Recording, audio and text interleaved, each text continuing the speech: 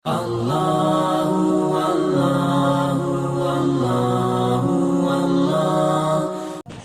kadang-kadang subhanallah cobaan itu kalau kita ambil hikmahnya, kita akan betul-betul tahu kalau itu rasa sayang kasih sayangnya Allah. Jadi ada hadis yang berbunyi, Inna Allah idza ahabba 'abdan ibtalah. Allah kalau cinta seorang hamba justru Allah mengujinya. Jadi ternyata ujian itu teman-teman sekalian yang datang itu seperti memangkas sisa umur kita dalam ketaatan. Ya. Karena kalau lagi sakit misalnya, biasa ke diskotik temannya ajak, dia nggak mau lagi pergi. Seperti dipangkas dia harus dalam keadaan itu tidak berbuat dosa dalam beberapa hari. Gitu kan? Dan juga dia sebenarnya sedang dibersihkan dosanya, sedang ditinggikan derajatnya, sedang banyak yang terjadi. Ya. Yang Allah SWT berikan. Ada satu syekh di Riyadh terjadi, kisah nyata, di Saudi ini. Dia seringkali datangi rumah sakit, kunjungin rumah sakit. Ada satu anak muda, itu kakinya digips semuanya sudah mungkin 2 tahun.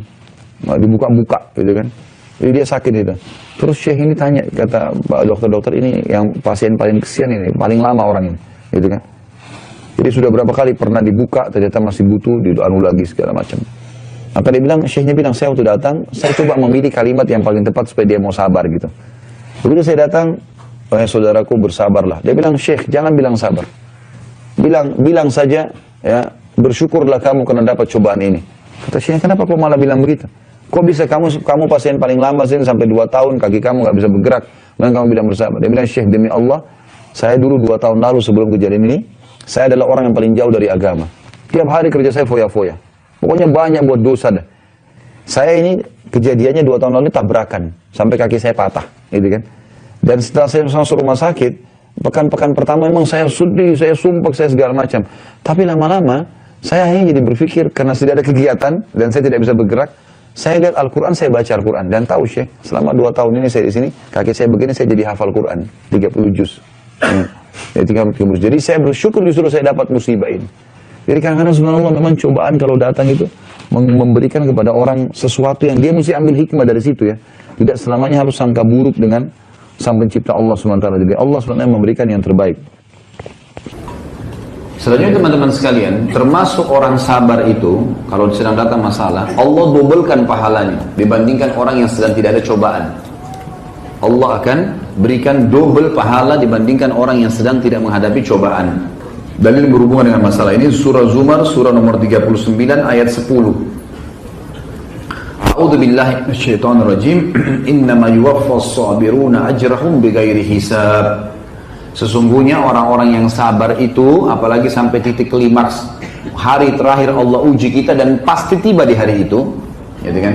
Yang saya tadi bilang puncaknya meninggal dunia tentunya dan sudah kebahagiaan abadi di surga atau dia akan selesaikan Allah akan selesaikan urusan di dunia.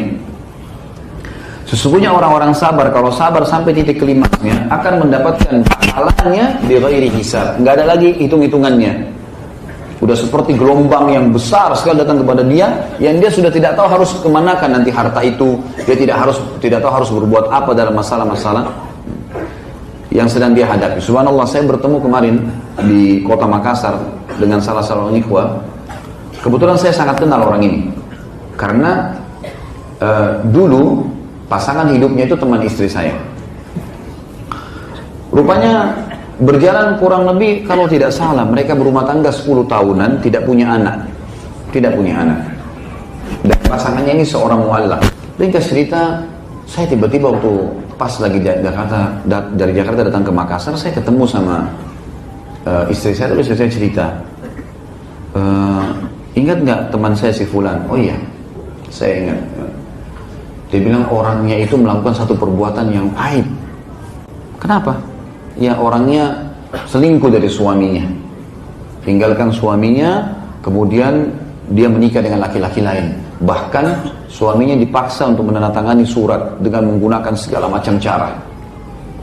Terus gimana keadaan suaminya? Kesian sekali. Dan ini orang sampai stres, kerjaannya terganggu gara-gara perempuan ini pergi sama laki-laki lain.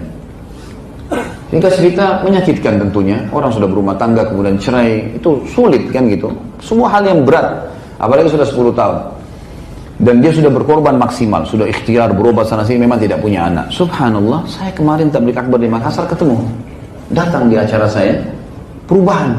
Penampilannya sudah agak berubah, Kelihatannya orang yang seperti sudah ikut pengajian, sudah pelihara jenggot, sudah tidak isbal, sudah ngomong masalah agama, terus kemudian ketemu sama saya, datang ke rumah, minta datang ke rumah, datanglah ke rumah. Terus saya mau ngobrol, dia gembira sekali. Saya, Masya Allah, di mana antum sekarang? Oh tetap sama kerja di tempat itu dan seterusnya lah. Terus saya bilang, bagaimana masalah antum? Kebetulan dia bilang, saya tadi hadir di pengajian antum bersama istri dan anak-anak. Saya tanya, karena dia ucapkan itu, emang antum sudah menikah? Dia bilang, Alhamdulillah sudah. Saya menikah kurang lebih 4 tahun atau 4 tahun yang lalu. Setelah masalah dia berlalu sekitar, mungkin berlalu 6 tahunan, setelah itu dia menikah. 4 tahun, jadi saya sudah lama gak ketemu dia, mungkin sudah 10 tahun gak ketemu dia. Dan dia dulu 10 tahun juga berumah tangga gitu kan.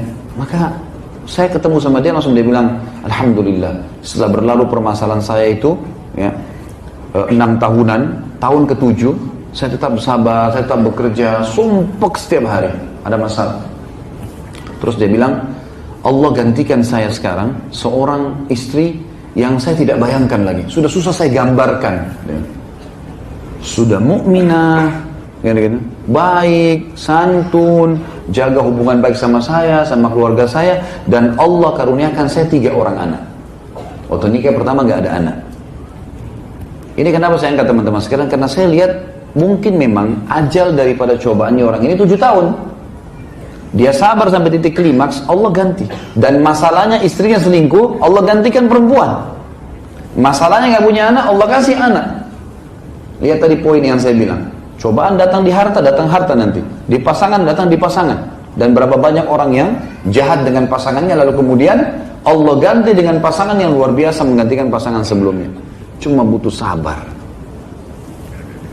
Selanjutnya teman-teman sekalian, di dalam surah Al-Qasas, surah nomor 28 ayat 51. A'udzu billahi minasyaitonir rajim. Ulaika yu'tauna ajrahum marrataini bima sabaru.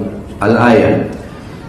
Orang-orang yang patuh di jalan Allah, patuh mengerjakan perintah semampunya dia, maksakan diri di situ, dia tinggalkan dosa semaksimal mungkin, maka mereka akan kami berikan balasan pahalanya double. Kenapa? Bima sabaru, karena mereka sabar di situ. Jadi diberikan pahala double. Kemudian juga dikatakan dalam surah Yusuf, untuk surah nomor 13 ayat 90. Allah Subhanahu wa taala berfirman, a'udzubillahi minasyaitonir rajim, innahu may yattaqi wa yasbir fa innallaha la yudhi'u ajral muhsinin.